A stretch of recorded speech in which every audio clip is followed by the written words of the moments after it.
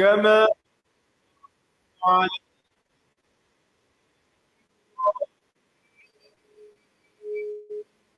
وعلى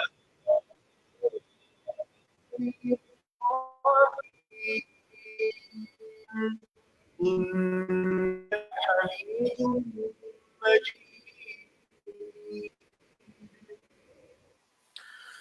لقد من إذ بعث فيهم رسولا من أنفسهم يتلو عليهم آياته ويزكيهم ويعلمهم الكتاب والحكمة وإن كانوا من قبل لفي ضلال مبين.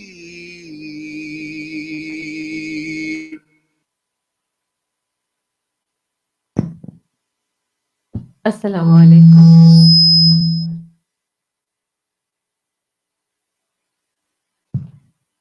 کیسے ہیں سب؟ الحمدللہ. نحمده ونصلي على رسوله الكريم. اما بعد فاعوذ بالله من الشیطان الرجیم. بسم الله الرحمن الرحیم. رب اشرح لي صدری ويسر لي امری واحلل عقدة من لسانی يفقهوا قولی. رب زدنی علما اللهم فقهنا في الدین آمین.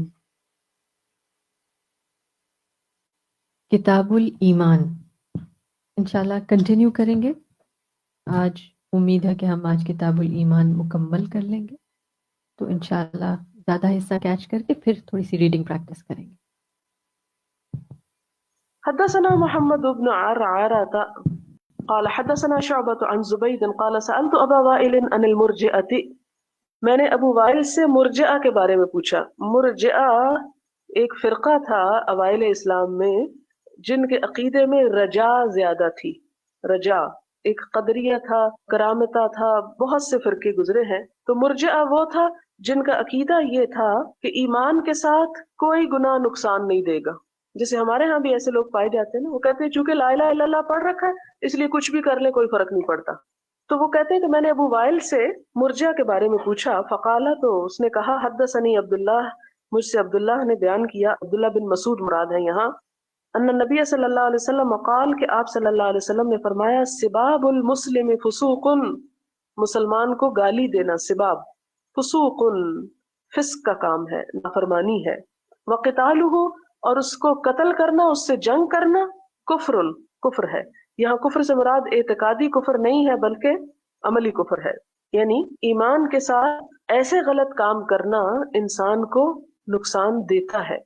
حدثنا قتيبة بن سعيد حدثنا اسماعیل بن جعفر عن حمید عن انس قال اخبرني عبادة بن الصامت، مجھے عبادہ بن صامت نے بتایا ان رسول اللہ صلی اللہ علیہ وسلم کہ آپ صلی اللہ علیہ وسلم خرج نکلے، یخبر خبر دیتے ہوئے بلیلۃ القدر، لیلۃ القدر کے بارے میں، یعنی آپ صلی اللہ علیہ وسلم اپنے گھر سے نکلے کہ لوگوں کو بتائیں کہ لیلۃ القدر کس دن ہے.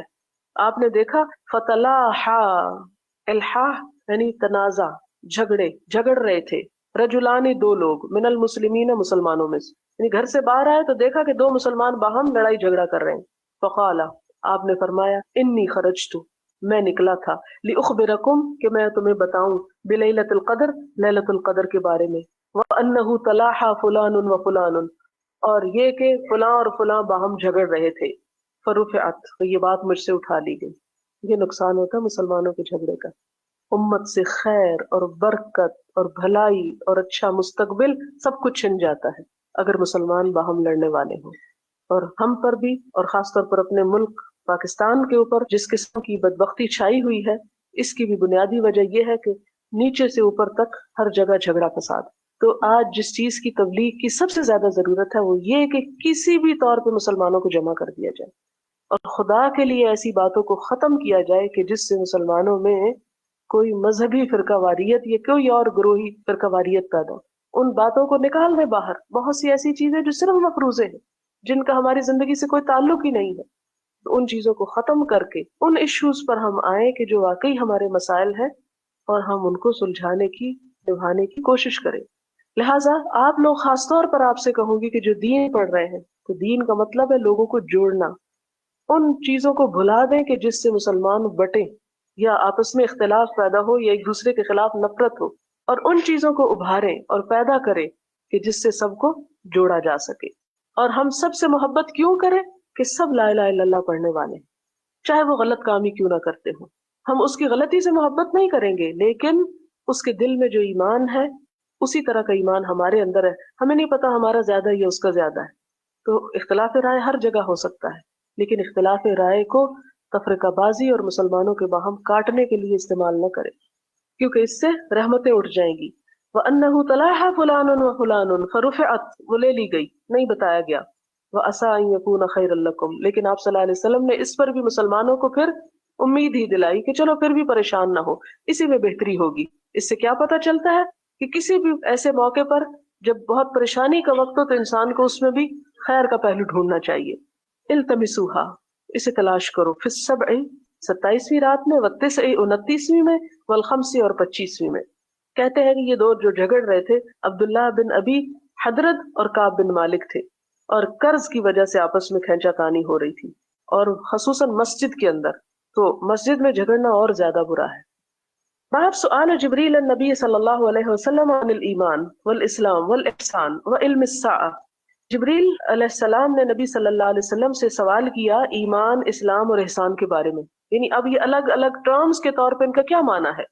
تو امام بخاری خود نہیں آپ دیکھیں کہ کہیں پر بھی کوئی ڈیفینیشن لائے، بلکہ حدیث سے استدلال کر کے اب ان ٹرمز کے معنی آپ کے سامنے رکھیں گے۔ وعلم الساعہ، اور قیامت کے علم کے بارے میں، وبیان النبی صلی اللہ علیہ وسلم، اور نبی صلی اللہ علیہ وسلم کا بیان فرمانا، لہو اس کے لیے، ثم قال پھر فرمایا، جاء جبریل، آئے جبریل علیہ السلام، یعلمکم سکھاتے تھے تم کو، یعنی جبریل اس لیے آئے تھے کہ سکھائیں تم کو، دینکم تمہارا دین، فجعل ذالک کلہ پھر کر دیا اس سارے کو دینن دین، یعنی جو کچھ سکھایا یہ سب دین کا حصہ ہے۔ وما بین النبی صلی اللہ علیہ وسلم، اور جو کچھ بیان کیا نبی صلی اللہ علیہ وسلم نے، لوفد عبد القیس، عبد القیس کے وفد کے لیے، من الایمان ایمان میں سے، وقولہ تعالی، اور اللہ تعالیٰ کا فرمان ہے، ومن یبتغی غیر الاسلام دینا، اور جو اسلام کے علاوہ کوئی اور دین چاہے گا، فلن یقبل منہ، اس سے ہرگز قبول نہ کیا جائے گا۔ اب یہ چونکہ حدیث جبریل آئے گی پہلے، پھر اس کے بعد وفد عبد القیس کی حدیث آئے گی، اس لیے میں ان جگہوں پہ وضاحت چھوڑ کے ڈائریکٹ حدیث پہ آتی ہوں، اور بتانا اس سے کیا مقصود ہے کہ ایمان، اسلام، احسان اور ان سب چیزوں کا معنی کیا ہے۔ حدثنا مسدد قال حدثنا اسماعیل بن ابراہیم اخبرنا ابو حیان التیمی عن ابی زرعۃ عن ابی ہریرہ قال کان النبی صلی اللہ علیہ وسلم بارزا یوما، بارزا سامنے آئے، یومن ایک دن، یعنی سب کے سامنے بیٹھے ہوئے تھے ایک دن، للناس لوگوں کے لیے، فاتاہ جبریل، تو آپ کے پاس جبریل علیہ السلام آئے، یعنی انسانی شکل میں تشریف لائے۔ فقال، انہوں نے سوال کیا، پوچھا، مل ایمان، ایمان کیا ہے؟ قال الایمان، کہا کہ ایمان، ان تؤمن باللہ، کہ تم ایمان لاؤ اللہ پر، وملائکتہ، اس کے فرشتوں پر، وبلقائہ، اور اس کی ملاقات پر، ورسلہ، اور اس کے رسولوں پر، وتؤمن بالبعث، اور تم ایمان لاؤ جی اٹھنے پر۔ قال ما الاسلام، کہا پھر اسلام کیا ہے؟ قال الاسلام، کہ اسلام، ان تعبد اللہ، کہ تم عبادت کرو اللہ کی، ولا تشرک بہ، اور تم نہ شریک ٹھہراؤ ساتھ اس کے، یعنی کسی کو بھی، وتقیم الصلاۃ، اور قائم کرو نماز، وتؤدی الزکاۃ، اور ادا کرو زکوٰۃ، المفروضۃ، فریضہ، وتصوم رمضان، اور تم روزے رکھو رمضان کے۔ اب یہاں میں پچھلی دو ایمان اور اسلام کی وضاحت کرتی چلی جاؤں، یہ بالکل ویسے ہی جیسے پہلے بارہا میں آپ کو بتا چکی ہوں کہ اسلام اور ایمان جب آمنے سامنے آتے ہیں تو ایمان سے مراد وہ چیزیں جو بنیاد میں ہے، دل میں ہے، اور اسلام سے مراد وہ جو ظاہر میں ہے۔ اور یہ آپ دیکھ سکتے ہیں کہ اللہ، ملائکہ اور رسل اور بعث پر ایمان جو ہے، یہ دراصل انسان کے دل میں یہ یقین ہوتا ہے، اور اسلام اس میں سب عمل سے تعلق رکھنے والی چیزیں ہیں، یعنی پودے کی جڑ پہلی چیز ہے، اور اوپر کا حصہ دوسری چیزیں جو نظر آتا ہے، یعنی اظہار ہے اسلام۔ ایمان اندر ہے تو اسلام اس کا اظہار ہے۔ قال ما الاحسان، تو یہ احسان کیا ہوتا ہے؟ قال، فرمایا، ان تعبد اللہ، کہ تو عبادت کرے اللہ کی، کأنک تراہ، گویا کہ تو اس کو دیکھتا ہے۔ ہم سے اگر کوئی پوچھے احسان کیا، تو ہم کہیں کسی کے اوپر احسان جتانا، یہ کرنا، کسی کے ساتھ بھلائی کرنا۔ آپ صلی اللہ علیہ وسلم اتنی خوبصورت اور جامع تعریف کی کہ احسان یہ ہے کہ کوئی نیک کام اس طرح کرو کہ جیسے تم اللہ تعالیٰ کو سامنے دیکھ کے کر رہے. عام زندگی میں آپ دیکھیں کہ مثلاً آپ کوئی کام کر رہے ہیں، جب کوئی آپ کو دیکھنے لگتا ہے آپ کانشیس ہو جاتے ہیں، ہوتا نا. اور پھر آپ جب کانشیس ہوتے ہیں تو آپ اپنے کپڑے ٹھیک کرنے لگتے ہیں، آپ ٹھیک ہو کے بیٹھنے لگتے ہیں مثال کے طور پہ. یا کوئی جو کیئرلیسلی کوئی کام کر رہے ہوتے ہیں تو آپ ٹھیک ہو کے کر رہے ہیں. مثلاً آپ کے ملازمہ جھاڑو دے رہی ہے، جب آپ نہیں ہوتے تو ادھر ادھر کر دیتی، جب سامنے ہوتے تو بہت اچھی طرح کرتے. تو احسان حسن سے نکلا ہے. کسی کام کو بہت اچھی طرح کرنا، اور بہت اچھی طرح اسی وقت ہوتا ہے جب انسان کے اندر یہ احساس ہو کہ میں اپنے رب کو گویا سامنے کھڑا دیکھ رہا ہوں. لیکن یہ ہر ایک کی کیفیت نہیں ہو سکتی، اس لیے فرمایا فَإِن لَمْ تَكُنْ تَرَاهُ، اگر تو اس کو نہ دیکھ سکے، یعنی تمہارے اندر یہ کیفیت نہ آ سکے، فَإِنَّهُ يَرَاكَ، تو اتنا ہی سوچ لو کہ وہ دیکھ رہا ہے تم کو. یہ دوسرا درجہ ہے، یعنی اس سے بھی تمہارے کام اچھے ہوں گے. قَالَ مَتَى السَّاعَةُ، اس نے پوچھا قیامت کب آئے گی؟ قَالَ مَا الْمَسْئُولُ عَنْهَا، فرمایا نہیں ہے سوال کیا جانے والا اس کے بارے میں بِأَعْلَمَ، زیادہ جانتا من السائل، سائل سے، یعنی جس سے پوچھ رہے ہو وہ پوچھنے والے سے زیادہ نہیں جانتا، یعنی مجھے نہیں پتا. وَسَأُخْبِرُكَ، اور میں ان قریب بتاؤں گا تجھ کو، ان اشراطها، اس کی نشانیاں. کیا ہے نشانی؟ اذا ولدت الامۃ ربها، اذا جب ولدت جنم دے، الامۃ لونڈی، ربها اپنے آقا کو. مراد اس سے سمپلی یہ ہے کہ بچے ماں کی نافرمانی کرنے لگیں، والدین کے ساتھ ایسا معاملہ کریں جیسے کہ اپنے سے کم تر یا غلام کے ساتھ کیا جاتا ہے. یہ سمپل سا معنی ہے، یعنی اولاد بدتمیز اور نافرمان ہو جائے گی، ماں باپ سے ایسا سلوک کرے گی جیسے کہ ماں باپ کو حق ہے کہ اپنے بچوں سے کرے، یعنی ترتیب الٹ جائے گی. بجائے اس کے کہ بچے ماں باپ سے ڈرے، ماں باپ بچوں سے ڈرنے لگیں گے. یہ بطور مثال فرمایا ان تلد الامۃ ربها. اور اس کی اور بھی بہت سی وضاحتیں کی گئیں، مثلاً یہ کہ اسلام بہت پھیلے گا، بہت لونڈی غلام ہوں گے، پھر اس کے بعد ان کی اولاد ہوگی، پھر وہ ام ولد بیچ دی جائے گی، اور پھر وہ حتیٰ کہ اپنے ہی بیٹے کے ہاتھ لگ جائے گی، اور اس قسم کی باتیں. لیکن سمپل یہ ہے اس کا معنی کہ اولاد والدین کو اپنے نیچے لگا لے گی، اپنی مرضی ان سے کروائے گی. وَإِذَا تَطَاوَلَ، اور جب بلند کرنے لگیں گے، رعاۃ الابل البہم، رعاۃ چرواہے، الابل اونٹوں کے، البہم سیاہ، سیاہ اونٹوں کے چرواہے جب لمبی لمبی عمارتیں بلند کرنے لگیں گے، یعنی بڑی بڑی عمارتیں، بڑے بڑے پلازے اور لمبی عمارتیں بنائی جانے لگیں. اور یہ کون بنائے گا؟ یعنی اتنا مال و دولت لوگوں میں عام ہو جائے گا کہ جو لوگ کبھی کل تک کالے اونٹ اربوں میں کم تر درجے کے اونٹ ہوتے، سرخ اونٹوں کی قیمت زیادہ ہوتی، سنہری کی زیادہ، لیکن کالے گھٹیا اونٹ کی طرف اشارہ ہے. یعنی گھٹیا اونٹ چرانے والے مالی اعتبار سے کم تر لوگ بڑی بڑی عمارتیں بنانے لگیں گے. آپ دیکھیں کہ آپ صلی اللہ علیہ وسلم کے زمانے میں عمارتیں بنانے کا کوئی رواج ایسا سچ نہیں تھا، یا اس پہ فخر نہیں ہوتا تھا، لیکن فرمایا قیامت کے نزدیک عمارتیں لمبی ہونے لگیں اور مقابلے پہ تطاول، تفاعل کی طرح. پھر فرمایا فی خمسن، یہ قیامت جو ہے نا 5 ان چیزوں میں سے ہے، لا یعلمہن الا اللہ، جن کو اللہ کے سوا کوئی نہیں جانتا. ثم تلا النبی صلی اللہ علیہ وسلم، پھر آپ صلی اللہ علیہ وسلم نے یہ آیت پڑھی، آیت سورۃ لقمان کی ہے، آیت نمبر 34، ان اللہ عندہ علم الساعہ، یقیناً اللہ تعالیٰ اسی کے پاس ہے قیامت کا علم. ثم ادبر، پھر کیا کیا اس نے؟ چلا گیا، یعنی سوال کرنے والا چلا گیا. فقال، آپ صلی اللہ علیہ وسلم نے فرمایا ردوہ، اسے میرے پاس لاؤ، وہ جو گیا ہے ابھی باہر اسے ذرا اندر لاؤ. فلم یروا شیئا، تو صحابہ نے دیکھا کچھ بھی نہیں وہاں. فقال ھذا جبریل، تو اس پر آپ نے راز کھولا اور فرمایا یہ جبریل تھے، اصل میں جاء، آئے تھے، یعلم الناس دینہم، کہ لوگوں کو ان کا دین سکھائیں، کہ دین کیسے سیکھا جاتا ہے، یعنی سوال کس چیز پہ کیے جاتے ہیں، کیا سوال ہوتے ہیں، اس کا طریقہ اور انداز کیا ہوتا ہے. اور پھر مسلم کی روایت میں ان کے بیٹھنے تک کے انداز کو بھی ڈسکرائب کیا گیا کہ کس طرح آ کے آپ کے سامنے گھٹنے ٹیک کے بیٹھے. قال ابو عبداللہ جعل ذلك كله من الایمان، امام بخاری کہتے ہیں کہ آپ صلی اللہ علیہ وسلم نے ان ساری چیزوں کو ایمان میں شریک کر دیا، یعنی سب ایمان کا حصہ کر دیا. اب آپ دیکھیں کہ یہ جو آیت ہے نا، اس کو میں پورا پڑھ دیتی ہوں کہ ان اللہ عنده علم الساعة وينزل الغيث ويعلم ما في الارحام وما تدري نفس ماذا تكسب غدا وما تدري نفس بأي ارض تموت ان اللہ علیم خبیر، کہ اللہ ہی کے پاس ہے قیامت کا علم، وہ بارش اتارتا ہے، وہ جانتا ہے کہ رحموں میں کیا ہے، اور کوئی نہیں جانتا کہ کل کیا کرے گا اور کس زمین پہ مرے گا. اللہ تعالیٰ وہی جاننے والا، خبر رکھنے والا ہے. باب، اور باب کے آگے دیکھے جگہ خالی ہے، نام کوئی نہیں رکھا. امام بخاری حدیث لائے لیکن یوں لگتا ہے کہ ان کو باب کا عنوان باندھنے کے لیے مناسب عبارت یا مناسب کوئی دلیل نہیں ملی، اس لیے باب کر کے بات چھوڑ دی، یا یہ کہ اس کا تعلق اگلے باب سے ہے. میں صرف اس کی ریڈنگ کروں گی کیونکہ یہ آپ پیچھے پڑ چکے ہیں.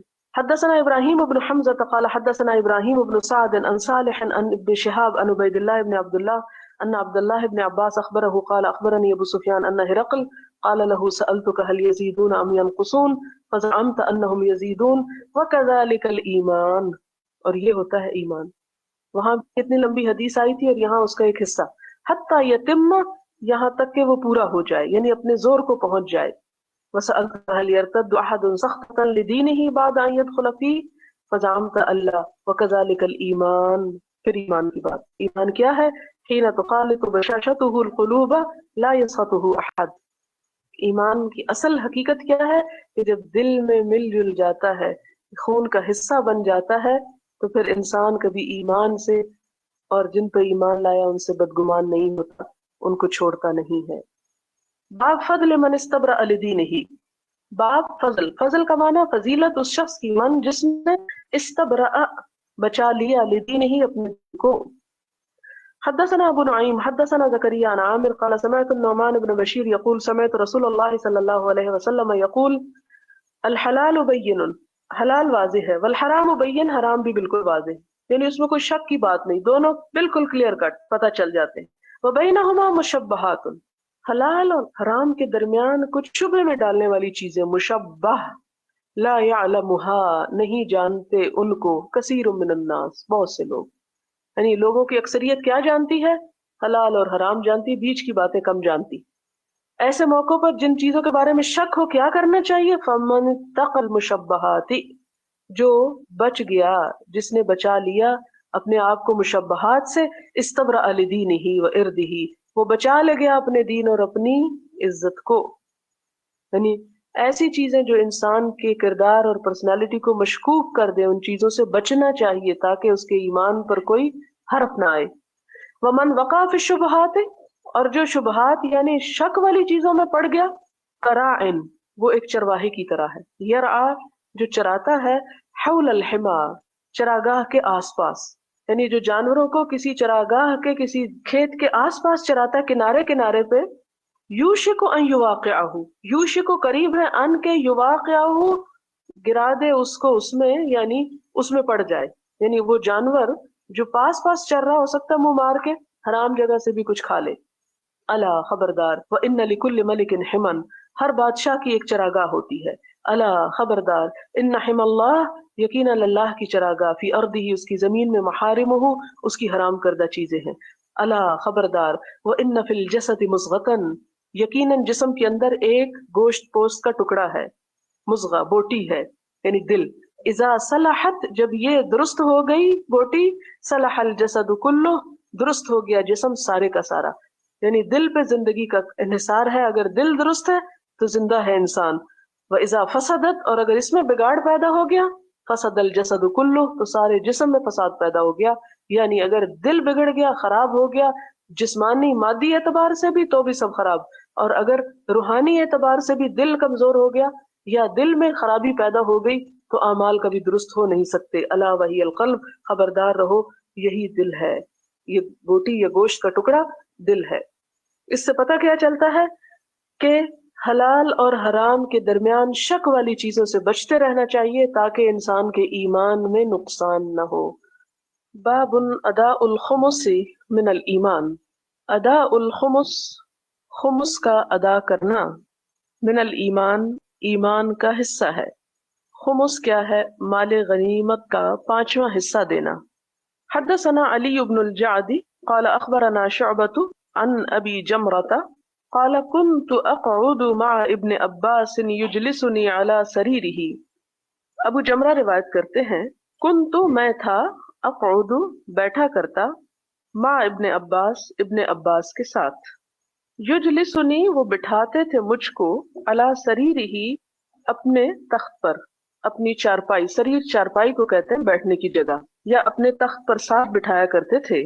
فقال، تو ایک دفعہ کہنے لگے، اقم عندی، میرے پاس ٹھہرو، قیام کرو، हत्ता यहाँ तक के अजअला मैं कर दूं लका तेरे लिए सहमन एक हिस्सा मिम माली अपने माल में से फ़अक़म्तु मअहू तो मैं ठहरा रहा उनके साथ शहरैनी 2 माह सुम्मा क़ाला फिर कहा इन्ना बेशक वफ़द अब्दुल कैस का वफ़द लम्मा जब अतवु आए नबी सल्लल्लाहु अलैहि वसल्लम आप सल्लल्लाहु अलैहि वसल्लम के पास क़ाला तो आपने फरमाया मनल कौम कौन लोग हैं औ या मनल वफ़द कौन सा वफ़द है क़ालू लोगों ने बताया रबीअतु रबिया के लोग हैं यानी रबिया कबीला के लोग हैं क़ाला आप सल्लल्लाहु अलैहि वसल्लम ने फरमाया मरहबम बिल कौम मरहबा इन लोगों को वेलकम औ बिल वफ़द या वफ़द का लफ्ज़ इस्तेमाल फरमाया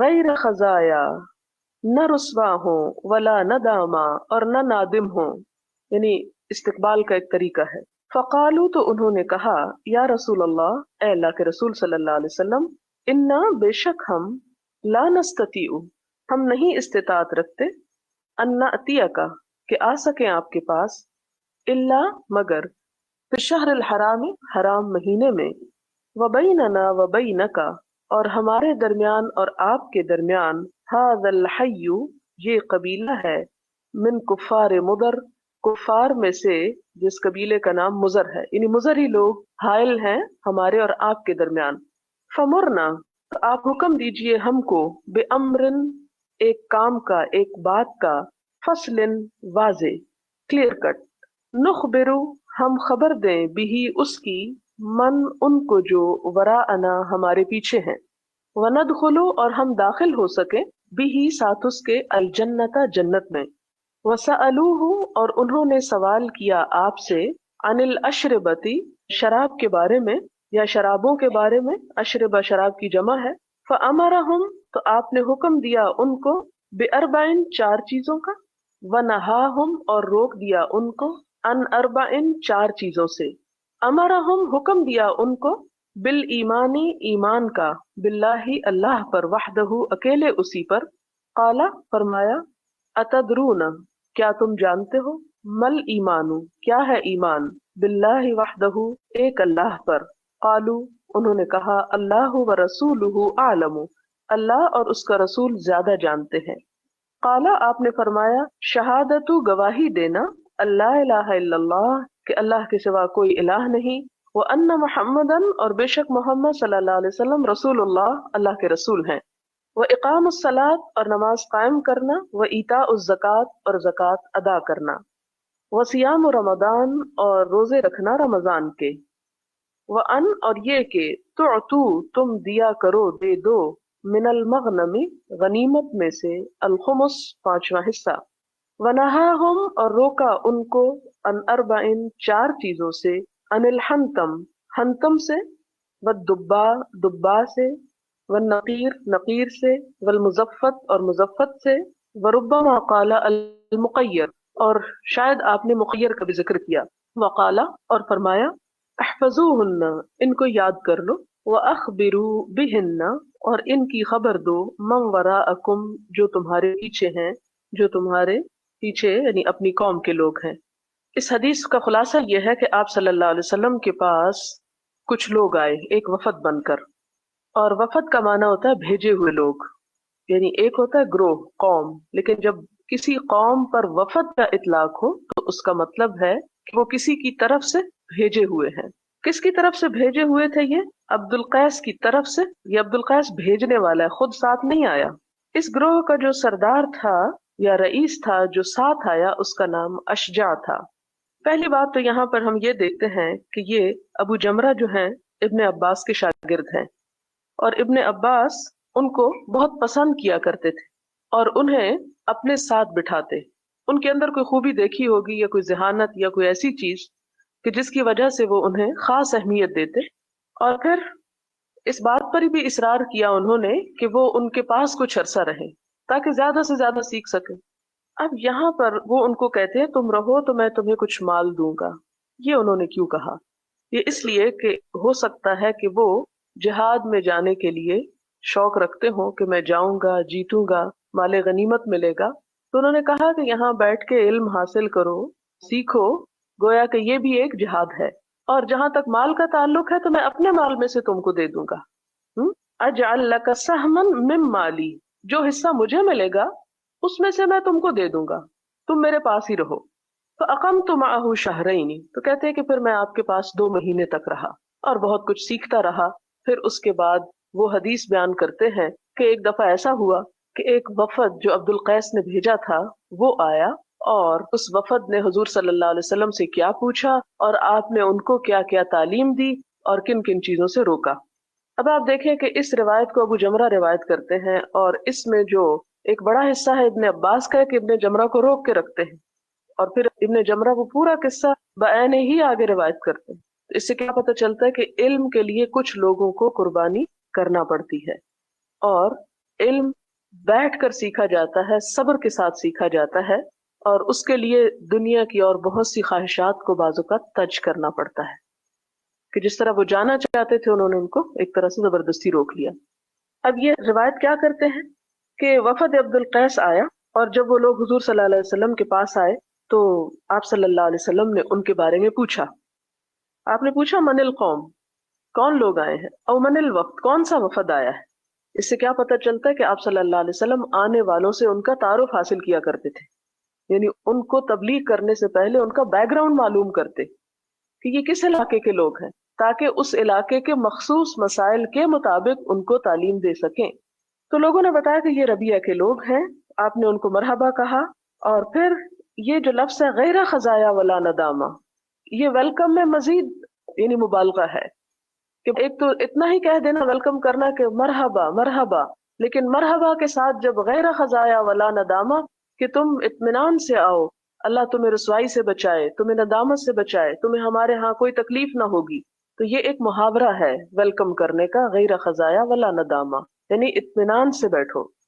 تو انہوں نے اپنا عذر پیش کیا کہ یا رسول اللہ صلی اللہ علیہ وسلم، ہم آپ کے پاس آ نہیں سکتے کیونکہ ہمارے اور آپ کے درمیان قبیلہ مضر حائل ہے، اور مضر جو ہے وہ ہمیں آنے سے روکتے ہیں، ہم سے جنگ کرتے ہیں، اس لیے ہم صرف شہر الحرام میں آپ کے پاس آتے ہیں. اور شہر الحرام آپ کو معلوم ہے ذوالقعدہ، ذوالحج اور محرم، اور اس کے علاوہ رجب، 4 مہینے. اس میں عربوں کے ہاں جنگ بین ہو جاتی تھی، کوئی دشمن پر بھی ہاتھ نہیں اٹھا سکتا تھا. اس لیے جب امن ہو جاتا ہے تو ہم آپ کے پاس آتے ہیں، تو آپ ہمیں ایک ایسی واضح بات بتا دیں کہ جس کو کر کے ہم جنت میں پہنچ سکیں، تاکہ ہم اسے جا کے بھی بتائیں وَنَدْخُلُ بِهِ الْجَنَّةَ، اور ہم اپنی اصل منزل کو پا سکیں. اور انہوں نے پھر آپ صلی اللہ علیہ وسلم سے بعض ڈرنکس کے بارے میں پوچھا، اشربہ، ڈرنکس. تو آپ نے 4 باتیں انہیں بتائیں اور 4 سے ان کو روکا، 4 کا حکم دیا، 4 سے منع فرمایا. 4 کیا بتائیں؟ نمبر 1 ایمان کے بارے میں بتایا، اور پھر صرف اتنا نہیں کہا کہ ایمان لے آؤ، بلکہ کہا کہ کیا تم جانتے ہو کہ ایمان کیا ہوتا ہے؟ اور انہوں نے کہا کہ اللہ اور اس کا رسول ہی جانتے ہیں. پھر آپ نے ایمان کی وضاحت کی، شہادت اللہ الہ الا اللہ وان محمد الرسول اللہ واقام الصلاۃ وایتاء الزکوٰۃ وصیام رمضان. ٹھیک، مل ایمان باللہ کے جواب میں یہ 4 چیزیں آ رہی ہیں آگے. اس سے کیا پتہ چلتا ہے کہ یہ اقامت صلاۃ بھی ایمان کا حصہ ہے، ایتاء زکوٰۃ بھی ایمان کا حصہ ہے، صیام رمضان بھی ایمان کا حصہ ہے. وَأَن تُعْتُوا مِنَ الْمَغْنَمِ الْخُمُسَ، اور یہ کہ جب کوئی مال غنیمت تم کو حاصل ہو جہاد کے بعد تو امیر کو 5واں حصہ لوٹاؤ، اس میں سے 5واں حصہ امیر وقت کا ہوگا. کس لیے؟ تاکہ وہ مصالح عامہ کے کاموں پر اس کو خرچ کر سکے، یعنی باقی تو فوج میں تقسیم ہو جائے گا. 5th جو ہے اس کا، جو قرآن پاک میں بھی آپ پڑھ چکے ہیں یا پڑھیں گے، کہ وہ اس کو دے دو. اس سے امام بخاری نے باب باندھا کہ یہ جو خمس کا ادا کرنا ہے یہ بھی ایمان کا حصہ ہے، یعنی ایمان اس کا بھی تقاضا کرتا ہے، یعنی ایمان کا دائرہ یوں بہت وسیع ہو جاتا ہے. جیسا کہ شروع میں آپ نے ایک حدیث پڑھی تھی کہ ایمان کی 60 سے اوپر شاخیں ہیں، تو وہ کون کون سی شاخیں ہیں؟ ان میں سے کچھ کا ذکر کیا گیا، اور ادائے خمس بھی ایمان میں سے ہے. یعنی اگر کوئی شخص نماز پڑھتا، روزہ، حج سب کچھ کرتا ہے لیکن خمس نہیں ادا کرتا تو گویا اس کا ایمان ادھورا ہے. پھر آپ نے ان کو 4 چیزوں سے روکا، 4 چیزوں سے. وہ کون سی تھی؟ ان میں سے ایک ہے حنتم. حنتم کہتے ہیں ایک گھڑے کو جو مٹی، بالوں اور خون کو ملا کے گوند کے بنایا جاتا تھا، یعنی ایک مٹکا کہہ لیں آپ، جس میں وہ لوگ شراب تیار کرتے تھے. پھر تو ہنتم بول کے دراصل وہ خاص شراب مراد لی گئی جو اس کے اندر بنائی جاتی اور اس علاقے میں خصوصاً بنتی ہوگی، اس لیے آپ نے فرمایا اس کو چھوڑ دو۔ ودبا، دبا جو ہے یہ کدو کو بولتے ہیں، تو یہ جو بڑا پمپکن ہوتا ہے نکال کے اس کے اندر سے سب کچھ اسے خشک کر کے اس کے اندر بھی شراب بنائی جاتی تھی۔ یعنی وہ کدو جب خشک ہو جاتا تو اس کی جو سکن ہوتی ہے وہ ایک برتن کی شکل اختیار کر لیتی ہے، اس میں شراب جو بنائی جاتی اس کے پینے سے بھی منع کیا۔ والنقیر، نقیر نقرہ سے مطلب ہے کھودنا، یہ کھجور کے تنے کو کاٹ کے اسے اندر سے کھود کے اور اس کے اندر سوراخ بنا کے اس کے اندر شراب تیار کی جاتی تھی، برتن کی شکل دے دیتے، یعنی کھجور کا تنا یا جیسے کہ موٹی لکڑی ہوتی ہے اسے ساری اندر سے کورید لیا جائے، کھود لیا جائے اور اس کا سارا پلپ نکال کے پھر اسے سکھا لیا جائے تو وہ ایک برتن کی شکل اختیار کر لیتی اسے۔ اور پھر المزفت، روغنی برتن، یا آپ نے مزفت کی جگہ مقیر کہا، اور مقیر کا بھی یہی معنی ہے کہ ایسا برتن جس کے اوپر پینٹ کیا ہوا ہو۔ اور کس قسم کا پینٹ؟ عموماً اس سے رنگا جاتا تھا کشتیوں وغیرہ کو اور برتنوں کو، تو منع فرمایا گیا کہ اس کے اندر بھی تم مت پیو، یعنی شراب تیار کر کے۔ اور آخر میں آپ نے فرمایا احفظوہن، ان باتوں کو یاد کر لو، یہ جو آپ کو بتائی گئی ہیں۔ وَأَخْبِرُوا بِهِنَّ مَنْ وَرَاءَكُمْ، اور صرف خود نہ ان کو یاد کرو بلکہ واپس جا کر اپنے قبیلے میں اپنے پیچھے والوں کو بھی بتاؤ۔ اس سے کیا پتہ چلتا ہے کہ علم صرف خود سیکھنے کا نام نہیں بلکہ اس کو سکھانا بھی اسی میں شامل ہے۔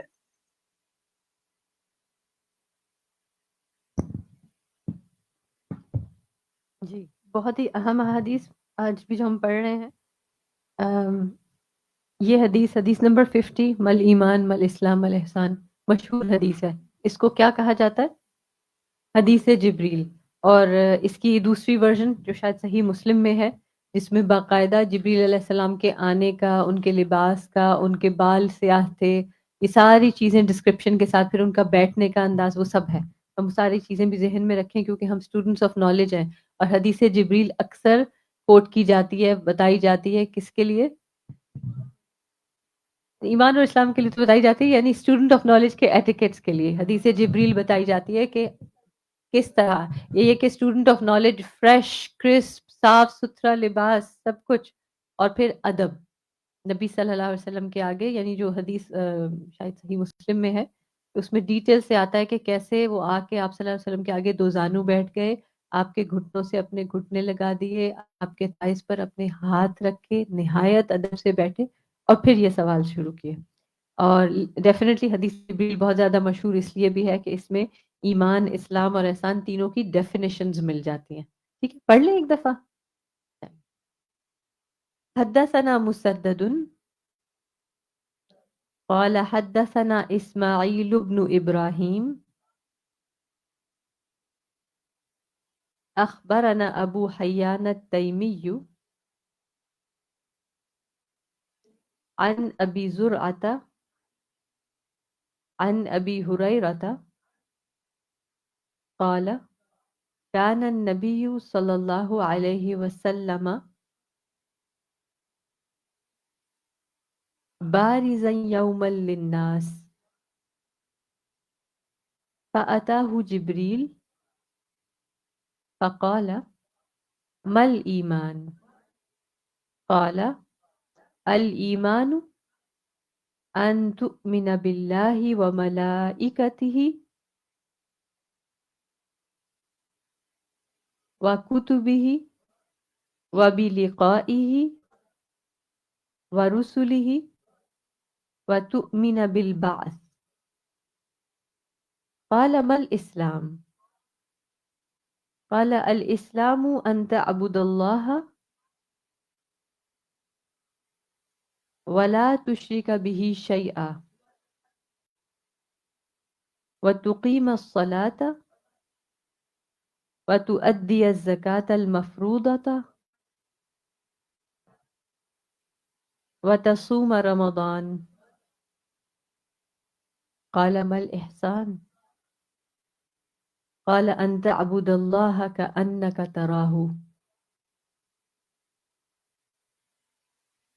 فإن لم تكن تراه فإنه يراك۔ قال متى الساعة قال ما المسؤول عنها بأعلم من السائل وسأخبرك عن أشراطها إذا ولدت الأمة ربها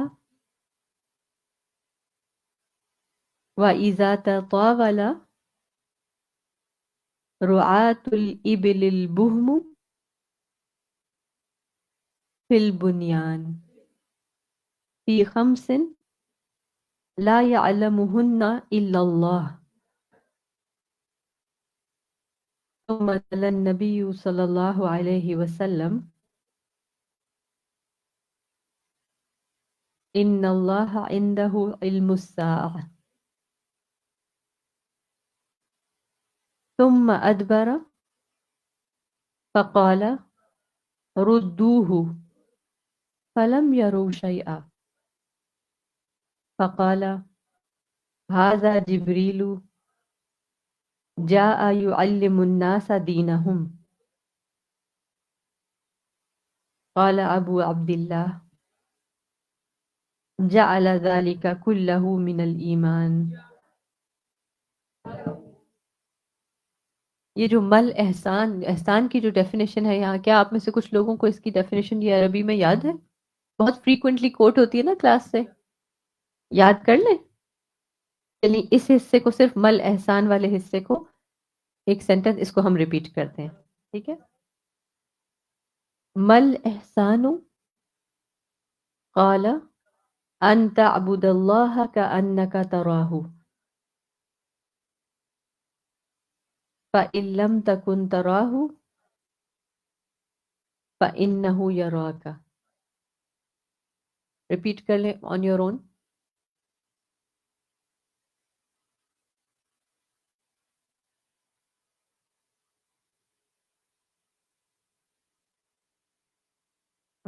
لفظی ترجمہ کریں. مل احسان، احسان کیا ہے؟ قالا فرمایا، ان تعبد اللہ،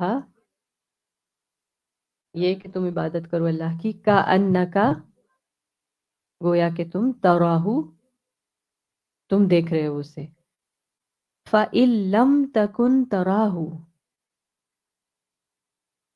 ہاں فَإِن لَمْ تَكُنْ، پھر اگر تم نہ ہو سکے کہ تم دیکھو اسے، فَإِنَّهُ يَرَاكَ، تو بے شک وہ دیکھ رہا ہے تمہیں. ٹھیک ہے نا؟ تو اب اگر آپ کو لفظی ترجمہ بھی ذہن میں ہوگا تو آپ کو انشاءاللہ نسبتاً آسانی ہوگی اس کو یاد کرنے میں. کیوں؟ کیونکہ قرآن کریم میں بار بار آتا ہے محسنین کے بارے میں، اس کو ہمارا دل چاہتا ہے فوراً سے ہمیں یاد آئے کہ احسان کے بارے میں کیا ڈیفینیشن دی گئی ہے حدیث میں. تو یہ بہت اپنے لیے پرسنلی بھی، یہ نماز کے وقت بھی انسان اپنے آپ کو یاد کرا سکتا ہے کہ میں اگر محسن کے درجے پہ نماز پڑھنا چاہتی ہوں تو کیسے پڑھنی ہے. ان تعبد اللہ کأنک تراہ، اللہ کی ایسے عبادت جیسے وہ ہمیں دیکھ رہا ہے.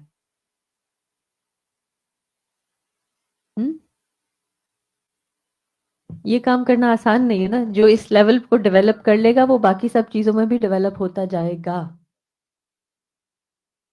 ہاں، اور پھر دیکھیں کہ ان تعبد اللہ، عبادت از ناٹ لمیٹڈ ٹو صلاح. یہ نہیں لکھا ہوا کہ ان تقیم الصلاۃ کأنک تراہ، رائٹ؟ ان تعبد اللہ، عبادت کیا ہے؟ عبادت تو ہر چیز ہے نا، ہر وہ کام، ہر وہ قول، ہر وہ فعل جو اللہ سبحانہ تعالیٰ کی رضا کے لیے کیا جائے وہ عبادت ہے. تو لہٰذا اللہ کی عبادت اس طرح کہ وہ آپ کو دیکھ رہا ہے. جی کچھ کہنا چاہ رہی سسٹر ارم؟ مائک اگر ہو تو ایک سیکنڈ مائک آ جائے تاکہ آن لائن سسٹرز محروم نہ فیل کریں. سوال پوچھے گئے نا، یہ تبدیل کا یہ ذریعہ ہے اور جواب بھی خود ہی دیں تاکہ دماغ جا جائے. اور میں سوچ رہی تھی کہ دونوں میں ماں آیا ہے، ادھر متا آیا ہے، متسا کب آئے گی قیامت؟ یہ نہیں پوچھا قیامت کیا ہے. جی بالکل، کیونکہ سا یعنی قیامت کا آنا تو ویل نون ہے، تھرو آؤٹ ہیومن ہسٹری معلوم ہے کہ ایک وقت آنا ہے جب قیامت آئے گی. لیکن اصل بات یہ ہے کہ زیادہ تر لوگوں کے ذہن اسی پہ جاتے ہیں کہ آخر کب آئے گی. الحمدللہ.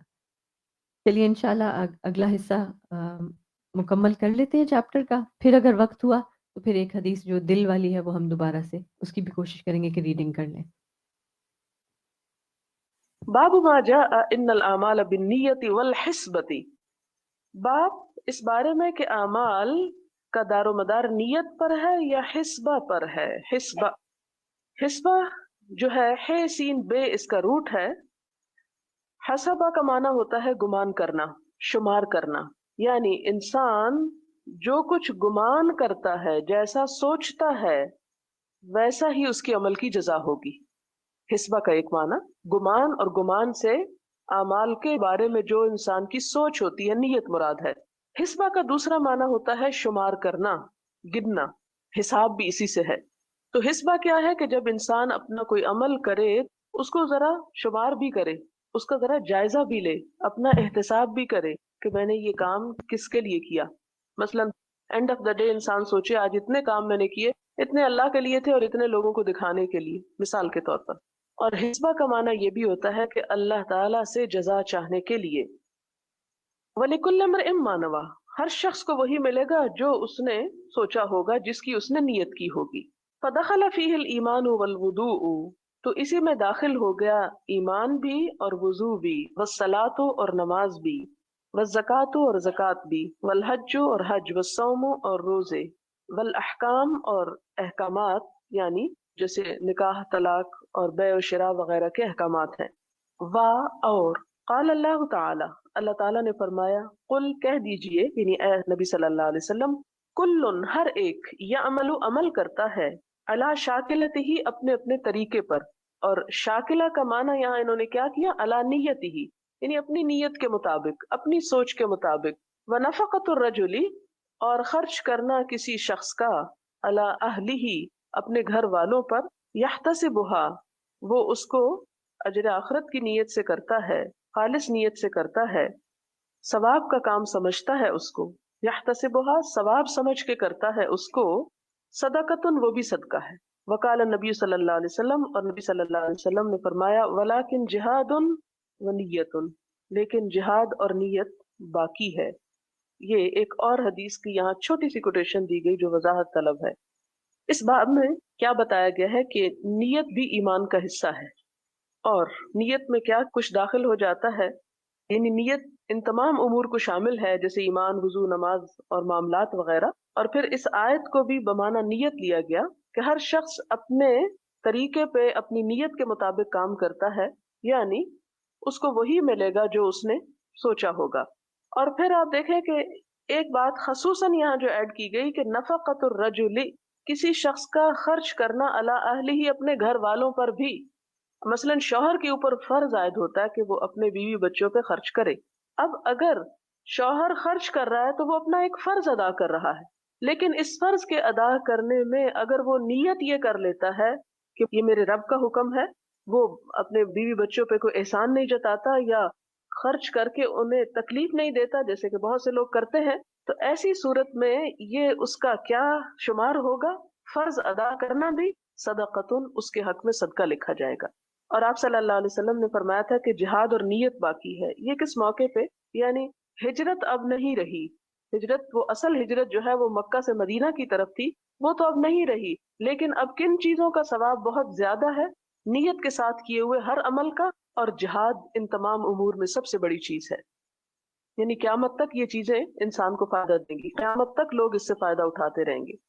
حدثنا عبد الله بن مسلمة قال اخبرنا مالك عن يحيى بن سعيد عن محمد بن ابراهيم عن علقمة بن وقاص عن عمر ان رسول الله صلی اللہ علیہ وسلم قال الاعمال بالنیة. پچھلی حدیث میں نیات کا لفظ تھا، یہاں پر سنگولر ہے، نیتی. ولکل امرئ ما نوى، وہاں آپ نے دیکھا کہ وہ سند مختلف تھی، یہ سند دوسری ہے. ایک سند کے ساتھ جو نص ہے اس میں نیات ہے، اور اس سند کے ساتھ نیت ہے صرف. وَلِكُلِّ امْرِئٍ مَّا نَوَىٰ فَمَنْ كَانَتْ هِجْرَتُهُ إِلَى اللَّهِ وَرَسُولِهِ فَهِجْرَتُهُ إِلَى اللَّهِ وَرَسُولِهِ وَمَنْ كَانَتْ هِجْرَتُهُ لِدُنْيَا يُصِيبُهَا أَوْ امْرَأَةٍ يَتَزَوَّجُهَا فَهِجْرَتُهُ إِلَىٰ مَا هَاجَرَ إِلَيْهِ. امید ہے آپ سمجھ چکے ہوں گے. حدثنا حجاج بن منہال قال حدثنا شعبہ قال اخبرني عدي بن ثابت قال سمعت عبد الله بن يزيد عن ابي مسعود عن النبي صلی اللہ علیہ وسلم قال اذا انفق الرجل، جب خرچ کرتا ہے کوئی شخص، علی اہلہ اپنے گھر والوں پر، یعنی اپنی بیوی کے اوپر، بیوی بچوں پر، اہل سے مراد دونوں ہوتے ہیں، یحتسبها اس پر نیت رکھتا ہے اجر کی، اللہ کی رضا کی، یعنی یرید بها وجہ اللہ. یحتسبها کا معنی فهو له صدقہ، تو یہ خرچ کرنا اس کے لیے صدقہ شمار ہوگا. یعنی کھلا گھر والوں کو رہا ہے لیکن یہ مال بھی اس کا نکالنا اپنی جیب سے ایسا ہی ہے جیسے کوئی صدقہ کرنا. حدثنا الحكم بن نافع قال اخبرنا شعيب عن الزهري قال حدثني عامر بن سعد عن سعد بن ابي وقاص انه اخبره ان رسول الله صلى الله عليه وسلم قال انك لن تنفق. نبی صلی اللہ علیہ وسلم نے فرمایا انک بے شک تو لن ہرگز نہیں تنفق خرچ کرے گا نفقتن کوئی خرچ کرنے کی چیز تب تغی تو چاہے گا بہا ساتھ اس کے وجہ اللہ اللہ کی رضا الا مگر اجرتا تو اجر دیا جائے گا علیہا اس پر حتی یہاں تک کہ ما جو تجعلو تو ڈالتا ہے یا رکھتا ہے فی میں فی منہ امرأتکا اپنی بیوی کے. یعنی یقیناً جو کچھ بھی تم خرچ کرتے ہو کوئی بھی چیز کوئی بھی روپیہ کسی بھی کام میں اگر تم اسے خرچ کرتے وقت اللہ کی رضا کو ذہن میں رکھو گے تو خواہ وہ روپیہ کہیں پر بھی خرچ ہو تمہیں اس کا اجر اور ثواب مل جائے گا. پھر مثال دے کے فرمایا کہ وہ لقمہ جو تم اپنی بیوی کے منہ میں ڈالتے ہو وہ بھی تمہارے لیے صدقہ شمار ہوگا. حالانکہ وہ تو اپنے گھر میں ہی دیا جا رہا ہے لیکن اس پر بھی اجر ہے. تو گویا مراد اس سے کیا ہے؟ اسلام ہمیں کیا سکھاتا ہے کہ ہر کام کرتے وقت انسان اس کوشش کا صلہ اور بدلہ اللہ تعالیٰ سے چاہے، خواہ وہ اپنے قریب ترین انسان کے ساتھ ہی احسان کرنا کیوں نہ ہو، خواہ وہ اپنا فرض ادا کرنا ہی کیوں نہ ہو. اگر انسان اس فرض کو ادا کر کے کسی کو اذیت نہیں دیتا کسی پر احسان نہیں جتاتا تو وہ فرض ادا کرنا بھی اس کے لیے باعث ثواب ہے. کیونکہ ہمارے ہاں عموماً یہ ہوتا ہے کہ ہم صدقہ صرف اس کو سمجھتے ہیں جو کالے بکرے کا ہو یا پھر جو غریبوں کو جا کے دیا جائے، اور وہ مال جو ہم گھر میں خرچ کرتے ہیں اس کو کبھی ہم ثواب کا سبب نہیں سمجھتے، جبکہ انسان اگر خوش دلی کے ساتھ اور اپنے فرض کی ادائیگی کے احساس کے ساتھ اسے کرتا ہے تو اس پر بھی اس کو اجر ملتا ہے. باب قول النبی صلی اللہ علیہ وسلم الدین النصیحۃ. آپ صلی اللہ علیہ وسلم کا فرمان کہ دین نصیحت ہے، خیرخواہی کا نام ہے، للہ اللہ کے لیے، ولرسولہ اس کے رسول کے لیے، ولائمۃ المسلمین مسلمانوں کے ائمہ کے لیے یعنی لیڈرز کے لیے، وعامتہم اور ان کے عوام کے لیے.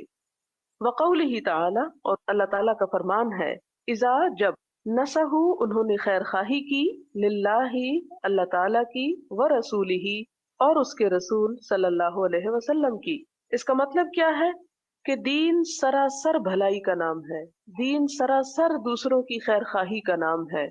دین انسان کے اندر منفی نہیں مثبت جذبات کو پیدا کرتا ہے کہ جس میں انسان اس کائنات کی طرف ایک رحمت کی نظر ڈالتا ہے، ایک ظالم کی نظر نہیں. اب اس میں کیا ہے؟ خیر خواہی کس کے ساتھ ہو؟ اللہ کے. اب اللہ تعالیٰ تو ہماری خیر خواہی کے محتاج نہیں ہے، مراد یہ ہے کہ اللہ تعالیٰ کی فرما برداری کی جائے، ولی رسول ہی اور آپ صلی اللہ علیہ وسلم کی بھی اطاعت کی جائے. ائمۃ المسلمین کی خیر خواہی کیا ہے کہ معروف اور بھلے کاموں میں ان کی اطاعت کی جائے، جہاں وہ غلط کریں وہاں ان کو غلطی کا احساس دلایا جائے. اور عامتہم عوام یعنی تمام لوگ مراد ہیں اس سے کہ ہر شخص دوسرے انسان کی طرف سے خیر خواہی کا محتاج ہے، اور ہماری خیر خواہی صرف چند مخصوص افراد کے ساتھ نہیں ہونی چاہیے، ہمیں سب کا بھلا سوچنا چاہیے. اب یہاں پر ایک سوال یہ پیدا ہوتا ہے جو اس سے پہلے بھی ایک حدیث گزری ہے اور اس موقع پر پیدا ہوا. وہ کیا تھا کہ ایک شخص اس وقت تک مومن نہیں ہو سکتا جب تک اپنے مومن بھائی کے لیے وہ پسند نہ کرے جو وہ اپنی ذات کے لیے کرتا ہے.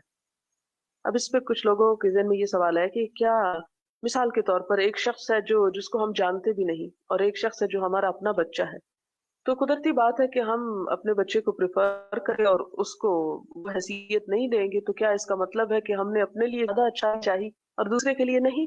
نہیں، یہ بات نہیں ہے. یہ دونوں چیزیں آپس میں ٹکراتی نہیں. اللہ تعالیٰ نے تمام انسانوں کے حقوق میں درجے رکھے ہیں. والدین کا اپنا درجہ ہے، اولاد کا اپنا درجہ ہے، اقربا کا اپنا درجہ ہے، اور عام مسلمانوں کا اپنا درجہ ہے. پھر دین کے خاطر کی جانے والی دوستی کا اپنا درجہ ہے، جس طرح صحابہ کرام میں آپ دیکھتے ہیں. اس میں آپ دیکھیں کہ یہ جو درجے اللہ تعالیٰ نے مقرر کر دیے، مثال کے طور پر اب وراثت کا قانون جو ہمیں دیا گیا، تو اب اس کا کیا مطلب ہے کہ جب وراثت تقسیم ہونے لگے تو ساری دنیا کو بانٹ دی جائے؟ نہیں، اس میں جو اللہ تعالیٰ نے حصے اور حق رکھے ہیں۔ اس عام بات کا مطلب یہ ہے کہ انسان کسی بھی ذی روح کے لیے برا نہ سوچے، اس کے ساتھ ظلم و ستم نہ ڈھائے، اس پر زیادتی نہ کرے، اس کا حق نہ مارے۔ جس طرح آپ صلی اللہ علیہ وسلم نے فرمایا کہ کل ذی کبد رطب، ہر تر جگر رکھنے والے کے لیے انسان خیر خواہی کرے، خواہ وہ انسانوں میں سے ہو یا جانوروں میں سے، کہ جس طرح اپنی تکلیف کا ہم کو احساس ہوتا ہے اسی طرح دوسرے کی تکلیف کا بھی ہمارے دل میں احساس ہو۔ اگر ہم اپنی بھوک محسوس کرتے ہیں تو دوسرے کی بھوک بھی محسوس کریں۔ اگر اپنے لیے ایک بھلائی چاہتے ہیں، اچھا مستقبل چاہتے ہیں، تو یہ نہیں کہ دوسرے کا حق مار کے اپنے لیے وہ چیزیں اختیار کر لیں، یعنی دوسروں کو بھی ان کا ڈیو رسپیکٹ اور حق اور جو ان کے حصے میں آتا ہے وہ دیں، لیکن اس میں درجات لازمی طور پر ہوں گے، کیونکہ ایک اور حدیث میں آتا ہے فَالْأَقْرَبُ الْأَقْرَبُ، کہ جو زیادہ قریب ہے وہ زیادہ ہی قریب ہے، اس کا حق دوسرے کے مقابلے میں زیادہ ہے۔ یہاں بھی جب ہم خیر خواہی کی بات کریں گے عامتہم، تو اس میں پھر درجات خود بخود آ جائیں گے، کہ ایک وہ شخص ہے جو آپ کے والدین کا درجہ رکھتا ہے، دوسرا وہ ہے جو اقربا کا درجہ رکھتا ہے، تیسرا وہ ہے جو مسلمان ہے، چوتھا وہ ہے جو غیر مسلم ہے، پانچواں وہ ہے جو آپ کا دشمن ہے۔ تو اب خود بخود کیٹیگریز تو بن گئی، لیکن سب کے لیے بھلائی یعنی اس کے حق اور درجے اور اس کے مقام کے مطابق جو جو اس کی ضرورت ہے، اس ضرورت پر اگر ہم موجود ہیں تو اس کو پورا کرنے سے پیچھے نہ ہٹے۔ مثال کے طور پر آپ دیکھیں کہ اگر سارے شہر میں گندگی پھیلی ہوئی ہے تو ہمارے اوپر ذمہ داری کیا ہے؟ سب سے پہلے کہ جو اپنے گھر کے اندر ہے یا گھر کے آس پاس ہے پہلے اس کو صاف کریں، اور ہر شخص اگر یہ ترتیب اختیار کرے تو سارا شہر صاف ہو سکتا ہے۔ لیکن اس کا یہ مطلب نہیں کہ اپنا گھر گندا چھوڑ کے ہم دوسرے شہر میں جا کے یا دوسرے محلے میں جا کے صفائی شروع کر دیں۔ تو یہ ترتیب کو قائم رکھنا جو ہے وہ بھی ضروری ہے۔ پھر اس کے بعد آگے حدیث ہے حدثنا مسدد قال حدثنا يحيى عن اسماعیل قال حدثني قیس بن ابی حازم عن جریر بن عبداللہ قال بایعت، جریر بن عبداللہ کہتے ہیں کہ بیعت کی میں نے رسول اللہ صلی اللہ علیہ وسلم، آپ صلی اللہ علیہ وسلم کے ہاتھ پر یا آپ کے ساتھ، کس چیز پر؟ علی اقام الصلاۃ، نماز قائم کرنے پر، و ایتاء الزکوٰۃ، اور زکوٰۃ ادا کرنے پر، والنصح لکل مسلم، اور خیر خواہی ہر مسلمان کی۔ اور اس میں وہ حدیث بھی یاد کر لیں جس میں آپ نے سلام کا حکم دیا کہ سلام کرو کس کو؟ ہر اس شخص کو جس کو تم پہچانتے ہو اور اس کو بھی جس کو تم نہیں پہچانتے۔ حدثنا ابو النعمان قال حدثنا ابو عوانة عن زیاد بن علاقة قال سمعت جریر بن عبد الله يقول يوم مات المغیرة بن شعبة، جریر بن عبداللہ کہتے ہیں کہ جس دن فوت ہوئے مغیرہ بن شعبہ، یہ صحابہ میں سے ہیں اور یہ امیر معاویہ کی طرف سے کوفہ کے حاکم تھے، اور اسی حالت میں ان کا انتقال ہوا تھا۔ انہوں نے مرتے وقت یہ حدیث جو بیان کر رہے ہیں روایت، جریر بن عبداللہ ان کو اپنا نائب مقرر کر دیا۔ جریر بن عبداللہ جو یہ واقع روایت کر رہے ہیں وہ کیا تھے؟ مغیرہ کے وفات کے بعد ان کے نائب۔ جس دن مغیرہ فوت ہوئے تو کیا ہوا؟ قامہ، وہ کھڑے ہوئے، کون؟ جریر، فحمد اللہ، اللہ تعالیٰ کی حمد و ثنا بیان کی، یعنی خطبہ دیا، وَأَثْنَى عَلَيْهِ، اور اس کی ثنا کی، وقال، اور کہا، علیکم، اے لوگو تم پر لازم ہے، بِاتِّقَاءِ اللہ، اللہ کا تقوی، وحدہ لا شریک لہ، والوقار، اور لازم ہے وقار، والسکینت، اور اطمینان، حتی، اس وقت تک، یأتیکم، کہ آ جائے تمہارے پاس، امیرن، کوئی امیر، یعنی تمہارا امیر یا گورنر تو فوت ہو گیا ہے اور انہوں نے مجھے عارضی طور پر تمہارا ذمہ دار بنایا، لہذا اے لوگو تم نئے امیر کے آنے تک باہم فساد یا اختلاف کا شکار نہ ہو، وقار اور سکینت اختیار کرو، کیونکہ کوفہ کے لوگ جو تھے وہ بہت جذباتی قسم کے تھے اور ان کو کنٹرول کرنا مشکل تھا۔ اور یہ نیا امیر پھر کون آیا؟ زیاد، فَإِنَّمَا يَأْتِيكُمُ الْآنَ، کیونکہ وہ آنے ہی والا ہے تمہارے پاس ابھی، یعنی آ ہی جائے گا۔ ثم قال، پھر کہا، استعفو، معافی طلب کرو، یعنی بخشش مانگو، لِأَمِيرِكُمْ، اپنے امیر کے لیے، یعنی جو فوت ہو گیا ہے اس کے لیے تم توبہ استغفار کی دعا کرو۔ فَإِنَّهُ كَانَ، کیونکہ وہ تھا، يُحِبُّ الْعَفْوَ، عفو کو بہت پسند کرتا، یعنی معافی مانگنے کو بہت پسند کرتا تھا۔ اس کے مرنے کے بعد تم کیا کرو؟ اس کے لیے معافی مانگو۔ अब आपके ذहन में सवाल आ रहा होगा कि ये क्या हदीस है, ये क्या बात हो रही है, और बात तो कुछ और था, नसीहत, और ये क्या हो गया।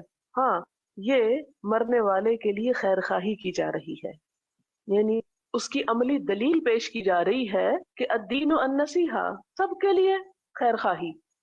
मसलन कैसे? अइम्मतुल मुस्लिमीन के लिए कैसे कि वो जिंदा हो तो उनकी बात मानी जाए हक में, और मर जाए तो उनके लिए बख्शिश की दुआ कराई जाए।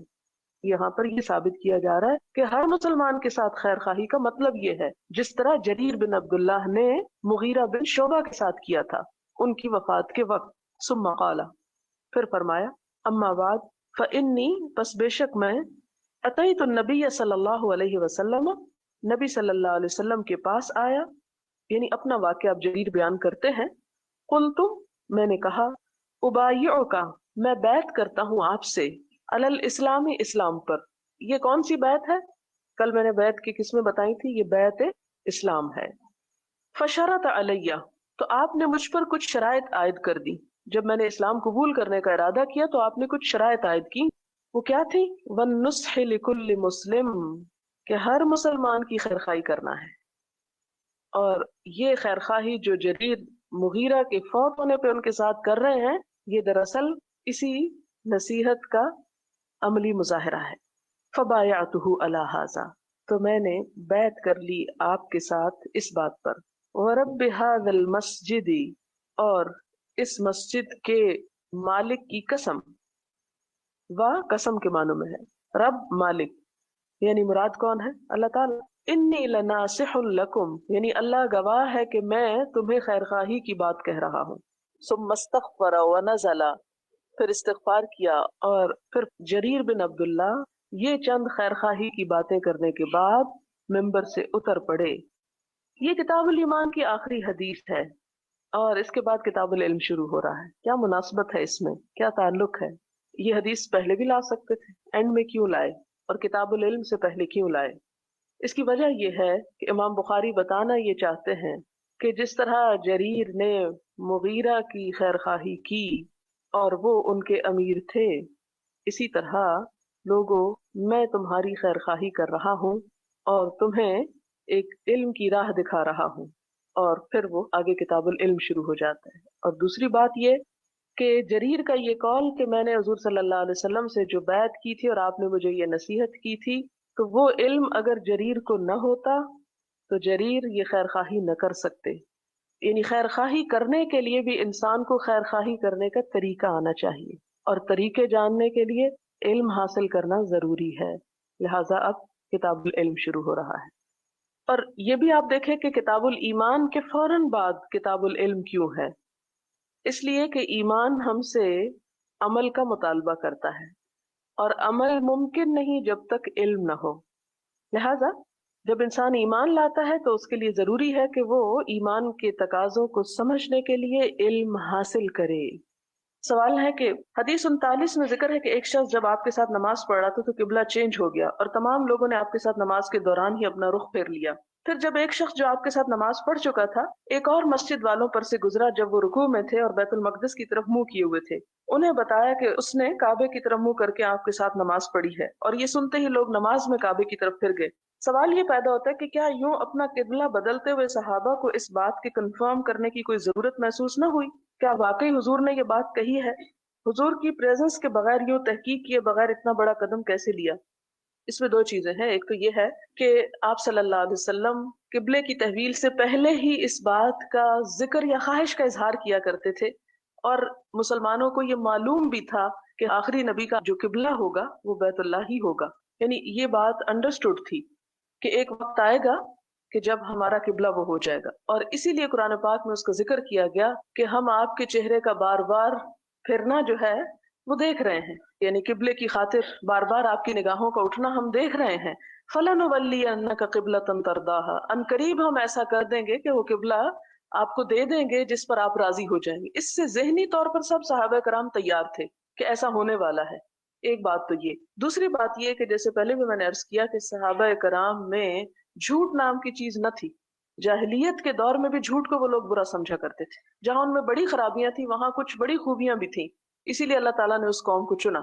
तो सहाबा कराम ہو سکتا ہے کہ ان کی آواز پہچان گئے ہوں کہ یہ فلاں ہم کو کہہ رہا ہے اور وہ شخص قابل اعتبار ہے، اس لیے انہوں نے وہ جس چیز کے انتظار میں تھے اس کی آواز کسی کے بھی منہ سے سن کر فوراً اپنا رخ تبدیل کر لیا۔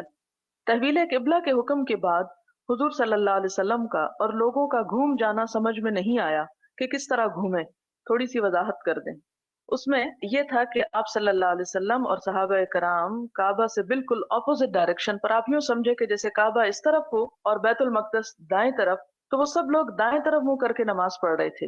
اب کیا ہوتا ہے کہ آپ صلی اللہ علیہ وسلم بیت المقدس کی طرف منہ کر کے نماز پڑھ رہے تھے، تو سب سے پہلے آپ اپنی جگہ سے ہٹ کر گھوم کر صفوں سے بالکل پچھلی صف کی طرف آ گئے اور اس کا منہ دوسری طرف کر دیا، یعنی اپنا منہ بالکل اس طرف کر دیا جس طرف آپ کی پیٹھ تھی، اور جو لوگ صفوں میں کھڑے ہوئے تھے وہ لوگ اسی طرح پلٹ گئے، گویا سب سے پچھلی صف سب سے اگلی صف بن گئی اور سب سے اگلی صف سب سے پچھلی بن گئی۔ تو اس طرح یعنی آپ صلی اللہ علیہ وسلم چلے لیکن باقی لوگ نہیں چلے۔ اب یہ کسی روایت میں نہیں ملتا کہ اس نماز میں عورتیں تھیں یا نہیں، لیکن اگر فرض کر لیں کہ عورتیں تھیں تو اس کا مطلب کیا بنتا ہے کہ عورتیں لامحالہ طور پر پھر ان اگلی صفوں سے نکل کر، جس طرح آپ صلی اللہ علیہ وسلم اگلی طرف آئے اور وہ گھوم کر پیچھے چلی گئی ہوں گی، لیکن اس دوران نہ کوئی بولا، نہ کسی نے نماز توڑی اور نہ ہی کوئی ہلچل مچی، جس طرح ہمارے ہاں ہر دوسری چیز میں ہو جاتی ہے۔ پھر اسی طرح سوال ہے کہ حدیث 16 میں مرہ علی رجل من انصار اور حدیث 30 میں مرہ علی اہل مسجد اور ایک جگہ مرہ بے آیا ہے، سب کا ترجمہ کے برابر سے یا کے پاس سے ہوا، کیا مرہ علی اور مرہ بے سے فرق نہیں پڑے گا؟ نہیں، اس سے فرق نہیں پڑے گا۔ اس کا معنی یہی بنتا ہے کہ اس کے قریب سے یا اس کے اوپر سے، اور علی یہاں بمانا ہے اس کے پاس سے۔ حدیث 42 میں ہشام لفظ آیا جبکہ ہمارے اکثر حشام کا تلفظ پایا جاتا ہے، کیا یہ غلط العام ہے؟ جی ہاں، حشام غلط العام ہے، اصل اس کا تلفظ ہشام ہی ہے اور اس کا معنی ہے سخاوت۔ ایک سوال ہے کہ ایمان کا یہی حال رہتا ہے کہ وہ بڑھتا بھی ہے اور گھٹتا بھی ہے یہاں تک کہ وہ اپنے زور کو پہنچ جائے، حتیٰ یتمہ کے الفاظ ہیں، اس سے کیا مراد ہے؟ اس سے مراد یہ ہے کہ جب انسان ایمان میں نیا نیا داخل ہوتا ہے تو اس کے اعمال سٹیبل نہیں ہوتے، ڈاواں ڈول ہوتا رہتا ہے، یعنی پختگی نہیں ہوتی، یہاں تک کہ پھر ایک ایسا لیول آ جاتا ہے انسان کا کہ جہاں پر وہ ایمان کے ایک بڑے درجے کو پہنچ جاتا ہے۔ یتمہ کا مطلب ہوتا ہے وہ درجہ جس پر پہنچ کر انسان کے لیے برائی کرنا مشکل ہو جائے اور نیکی کرنا آسان ہو جائے۔ لیکن اگر نیکی کرنا مشکل ہو رہا ہے اور برائی کرنا آسان لگ رہا ہے تو اس کا مطلب ہے کہ ایمان کا بھی بہت ہی نچلا درجہ ہے، لیکن یہ نہیں کہا جائے گا کہ ایسا شخص بے ایمان ہے، ایمان تو ہے لیکن نچلے درجے پہ ہے۔ اگر مرد جنازے کے پیچھے جاتا ہے اور اس کو 2 قرات کا ثواب ملتا ہے، لیکن عورتیں کیا کسی طرح مردوں کے ساتھ ان کے برابر ثواب حاصل کر سکتی ہیں؟ جی ہاں، آپ دیکھیں کہ جس گھر میں جنازہ ہوتا ہے اس میں صرف کام یہی نہیں ہوتا کہ مردے کو جا کے دفنا دیا جائے، اس گھر میں پیچھے بھی بہت سے کام ہوتے ہیں۔ جنازہ تو مرد آپ کو پتا ہے کہ آخری وقت میں آ کے اٹھاتے ہیں، اس سے پہلے جتنے انتظام کرنے وہ عورتیں ہی کرتی ہیں، نہلانے میں عورتیں شامل ہوتی ہیں، میت جب اٹھا لی جاتی ہے تو پیچھے گھر کے کتنے کام ہوتے ہیں، اگر وہ اللہ تعالیٰ کی رضا کے لیے اور بغیر کسی پہ احسان جتائے وہ سارے کام کر رہی ہیں تو وہ بھی مردوں کے ثواب میں شریک ہے۔ حدیث نمبر 48 میں نہ تو حضور کا کوئی قول بیان کیا گیا، نہ فعل، نہ حضور کی کوئی اپروول، پھر اسے حدیث کیسے کہہ سکتے ہیں؟ آپ کے حالات تو ہیں نا، آپ کو یاد ہوگا پہلے دن میں نے حدیث کی تعریف میں یہ بتایا تھا کہ آپ کے اقوال، افعال اور حالات بھی حدیث میں شمار ہوتے ہیں۔ حدیث کے ان الفاظ کو ایکسپلین کر دیں۔ جو شخص شبہ کی چیزوں میں پڑ گیا اس کی مثال اس چرواہے کی ہے جو بادشاہ کی چراگاہ میں آس پاس چرا رہا ہے اپنے جانوروں کو، قریب ہے کہ جانور اندر منہ مار دے۔ مراد یہ ہے کہ جیسے وہ حدیث تھی کہ حلال بالکل واضح اور حرام بھی واضح ہے، لیکن ان دونوں کے درمیان کچھ ایسی چیزیں جن پہ واضح لائن نہیں کھینچی گئی، ان چیزوں کو وسعت کے لیے چھوڑ دیا گیا ہے، لیکن انسان کسی بھی ایسی شک والی چیز کو اختیار نہ کرے کہ جس کی وجہ سے اس کو حرام کے اندر پڑنے کا اندیشہ ہو۔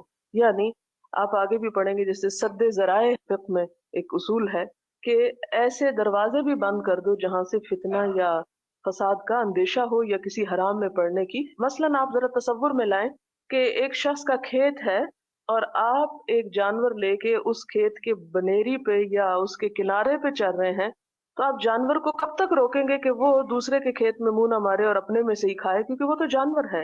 انسان کے اندر جو جانور بیٹھا ہوا ہے اس کی خواہشات، اس کو بھی روکنا مشکل ہوتا ہے جب انسان بالکل حرام کے ساتھ ساتھ کنارے کنارے چل رہا ہوتا ہے کہ کسی وقت بھی وہ اندر جا سکتا ہے۔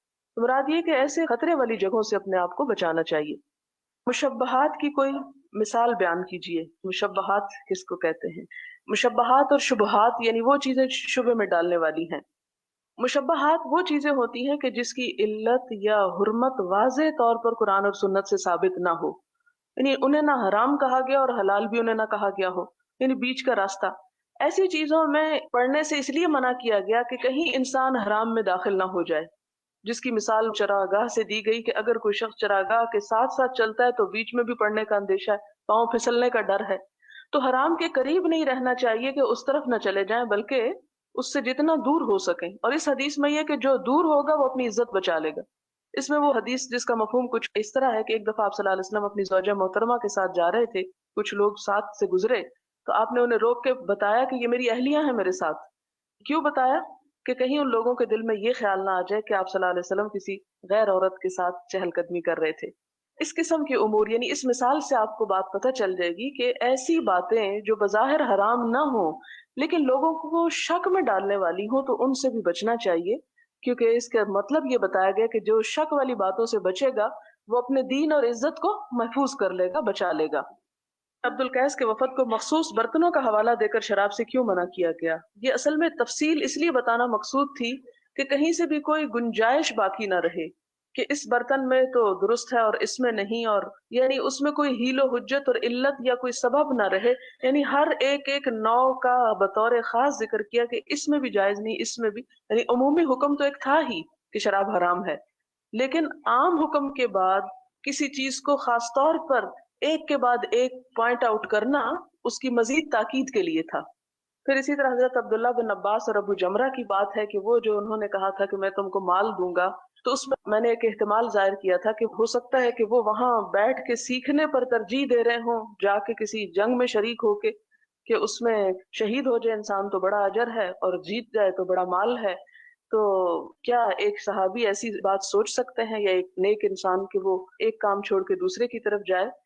تو اس میں یہ ہے کہ نیت کا فطور نہیں نظر آتا کہ اگر وہ جہاد پہ جانا چاہتے تو وہ بھی ایک بڑا افضل کام تھا. عبداللہ بن مبارک کے بارے میں آتا ہے کہ انہوں نے سال کو 3 حصوں میں بانٹ رکھا تھا، ایک حصہ علم حاصل کرتے اور ایک حصہ جہاد بھی کرتے تھے. تو جہاد کی چونکہ اپنا ایک مرتبہ ہے اور دونوں ہی بڑی چیز ہے، اگر جیت جائے تو بھی اور اگر انسان شہید ہو جائے تو بھی. تو اب یہ ہے کہ قرآن پاک میں سورۃ التوبہ میں یہ بھی آتا ہے کہ یہ نہیں کہ سارے کے سارے مسلمان ہی جہاد کے لیے نکل کھڑے ہوں. کچھ لوگوں کو تو کیا کرنا چاہیے؟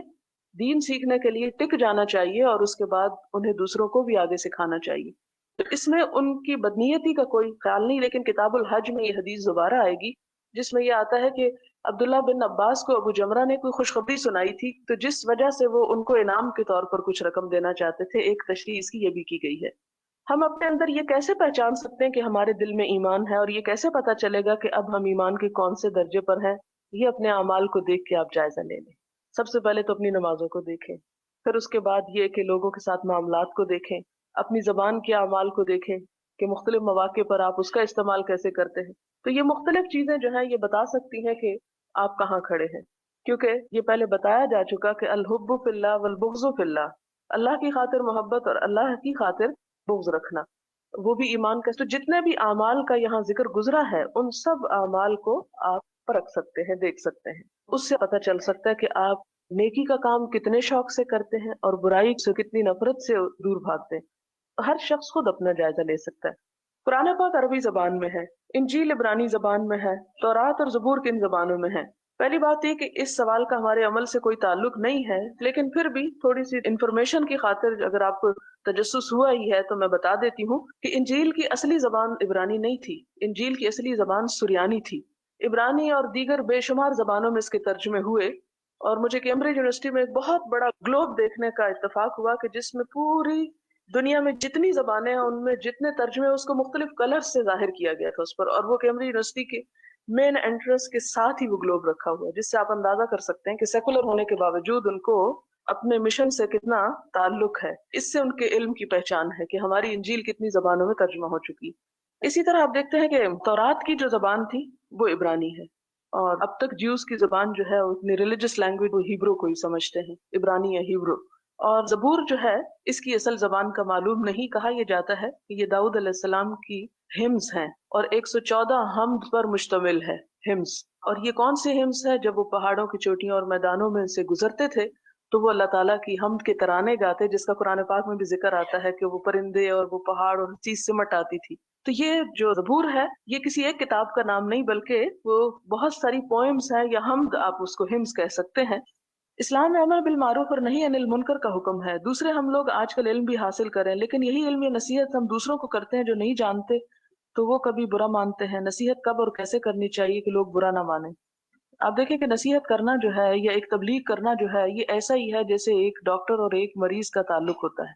یعنی لوگ بیمار ہیں، گناہوں سے بیمار ہوئے ہوئے ہیں یا غلط کام کر کے پریشان ہیں. اب آپ کیا ہیں؟ آپ ان کے معالج ہیں. تو معالج کو علاج کرنے سے پہلے سیکھنا چاہیے کہ علاج کیسے کیا جاتا ہے. اگر ہر شخص اٹھ کے آپریشن شروع کر دے تو ظاہر ہے وہ دوسروں کو فائدے کے بجائے نقصان ہی کرے گا.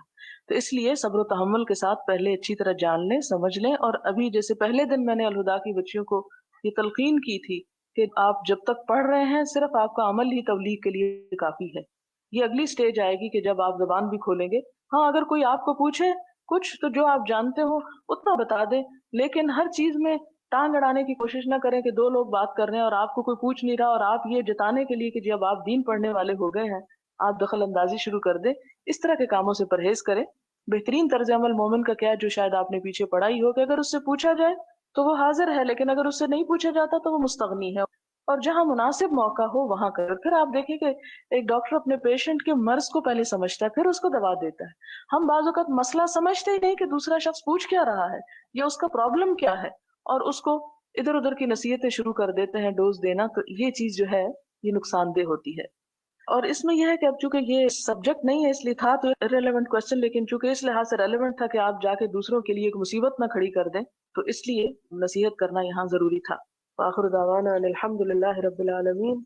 سبحانک اللہم وبحمدک نشہد ان لا الہ الا انت نستغفرک ونتوب الیک. والسلام علیکم ورحمۃ اللہ وبرکاتہ. چلیں بریف سی حدیث انشاءاللہ پڑھ لیتے ہیں کلاس کے اختتام پر. حدیث نمبر 57. حدثنا مسدد قال حدثنا يحيى عن اسماعيل قال حدثني قيس بن ابي حازم عن جرير بن عبد الله قال بايعت رسول الله صلى الله عليه وسلم على إقام الصلاة وإيتاء الزكاة والنصح لكل مسلم. لفظی ترجمہ کریں گے. بایعت، بیعت کی میں نے رسول اللہ صلی اللہ علیہ وسلم علی اقام الصلاۃ و ایتاء الزکاۃ والنصح لکل مسلم، ہر مسلمان کی خیر خواہی پر.